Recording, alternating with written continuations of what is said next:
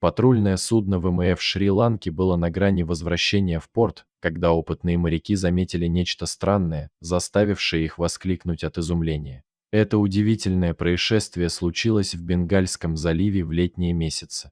Неподалеку от патрульного корабля плыло большое существо, которое не сразу удалось распознать.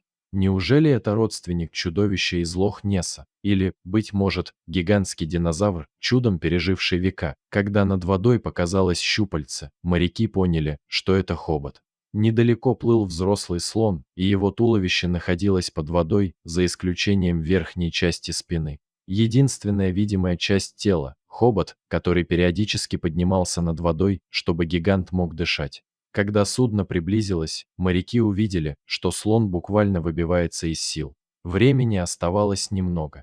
Цейлонские слоны считаются небольшими в сравнении с другими. Если местный слон достигает 3,5 метров и весит 2,5 тонн, то его африканский сородич весит больше на тонну и выше на целый метр.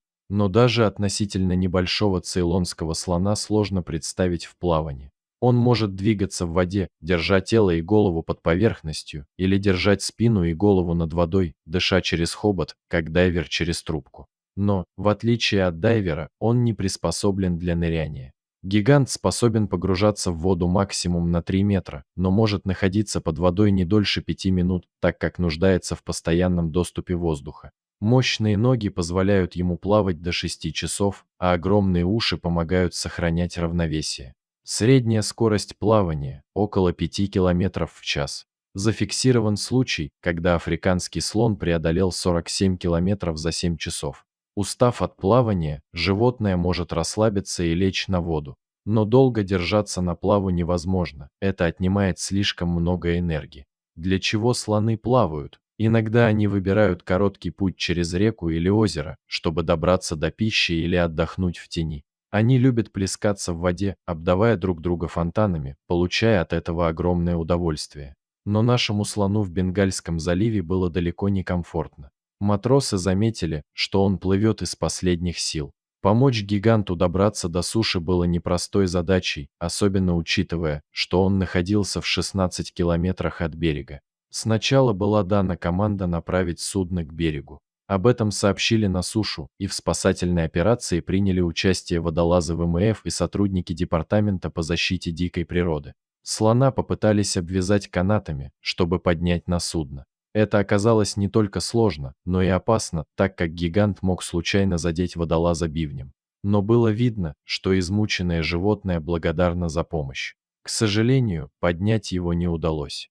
После обсуждения было решено буксировать слона за кораблем, поддерживая его канатами. Процессия направилась к берегу. Была сложность в том, что слон плыл неравномерно, то замедляясь, то ускоряясь, что каждый водитель, который хоть раз буксировал машину, может понять. В какой-то момент слон исчез под водой, и спасатели испугались, что он погиб.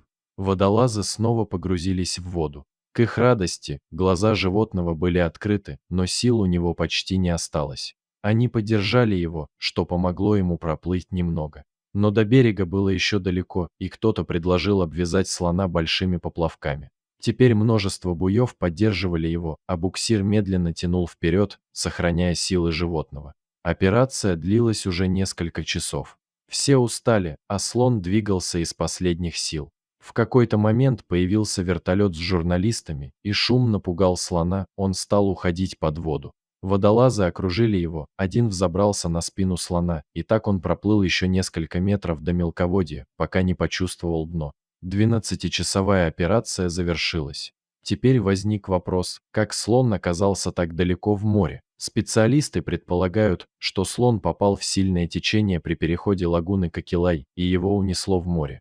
Ветеринары погрузили гиганта в фургон и отвезли в питомник для осмотра и восстановления. Люди радовались, что спасли животное, и назвали его Утхар, что значит «спасенный».